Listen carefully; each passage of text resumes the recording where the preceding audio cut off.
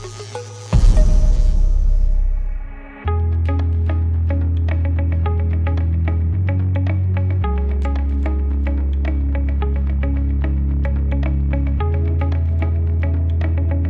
are at aptly named Commerce, California. We're with Performance Team Logistics, where they're doing short haul operations, operating over 30 Volvo VNR electrics at a Prologis site. Let's go check them out.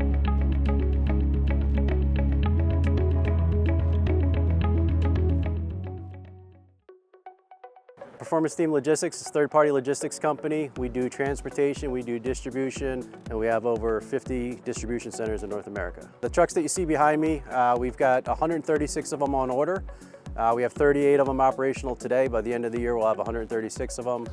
There's a lot more planning and a lot more strategy in the application of an electric vehicle, and you have to be smart about where you're sending them. The 6 battery pack has an effective range of about 200 to 220 miles. Weighs considerably more, so you have to be very conscientious, mainly of your steer axle weight, but you can have a lot more range. The 6 battery pack does not require us to do what we call opportunity charging during the day. The 4 battery pack, typically they will come back, they'll opportunity charge for 30 minutes to an hour. Our sweet spot in operating those trucks is between a 20% and an 80% state of charge. When you get into the vehicle, it feels like a VNR day cab on the diesel side. We didn't, build an electric truck just from scratch. We built it onto a chassis that is tried and true, that our drivers do like to drive. So I think it's been really successful in that way, especially when you talk about a performance team who has leased the product prior. So it was, I think, a comfortable transition. I think fleets are surprised with how much power these trucks have. It's always shocking when we tell them there's 4,051 pound-feet of torque. It's equivalent to 455 horsepower. I mean, it's such a powerful vehicle. It's very smooth, it's very quiet. It just feels like, you can meditate inside the truck. It sounds like a hoverboard when you take off, and it's actually surprisingly powerful. And the steering, when you steer, it's just like butter. It just makes the job a lot easier. And I think we're already starting to see that. More and more companies are starting to buy electric trucks, and I think that's the future. I drove the Gen 1s when we first got them, and then when we got the Gen 2s, I switched over to the Gen 2. The Gen 1s are a lot lighter, so on the takeoff is a little faster. And but the Gen 2s, the benefit is I don't have to charge mid-shift. I could go my whole 10, 11-hour shift without charging once. We estimate as it's a new technology, but we're curious if we'll ever put a set of brake pads on one of these tractors. The regenerative part slows the truck down so well that really a driver's only using the brakes for the last 60 feet, 70 feet of stopping. Based upon my past experience, a municipal haul tractor hauling beverages in downtown Los Angeles would wear out a set of brakes every 2 to 3 years. So regenerative braking is saving an awful lot of wear and tear on the braking system. The infrastructure, there's a lot of different pieces. Getting the utility connection, dealing with any supply chain issues to get the switchgear in here and the transformers. We were fortunate enough to partner with Prologis Mobility. They build out all of the sites that we have, so at the end of the day, they're responsible. They own the chargers, they install the chargers, they maintain them. They get the utility connection here, they administer all of the credits that we have, and it's a really kind of turnkey operation for us. That was the only way that we could scale it. I did the first project myself and realized quickly that if we wanted to scale, that wasn't the method to do it.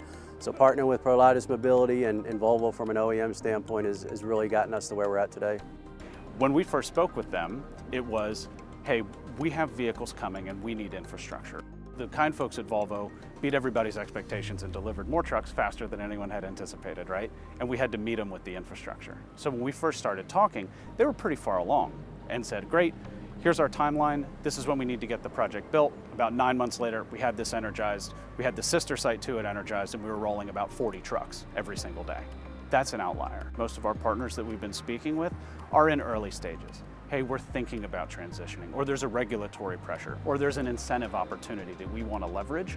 How can we work together to ensure that either I don't have vehicles sitting or I don't have infrastructure sitting? How can we match up to make those happen? It is a full turnkey installation. All the operations and maintenance and everything is rolled into that price per kilowatt hour so that this company doesn't have to think about it again. They just show up, plug in, and charge. Each one of these chargers that you're seeing here today, approximately 180 kW going into the truck, it all adds up to about 1.5 megawatts being demanded at this site just for charging load. So it is pretty big stuff that we're looking at here. Being part of this industry has been such an invigorating thing for me. I work in more or less a startup organization within my organization, and it is an absolute pleasure to come out and see things built. I'm a project manager on a group called TEPM, Transportation Electrification Project Management.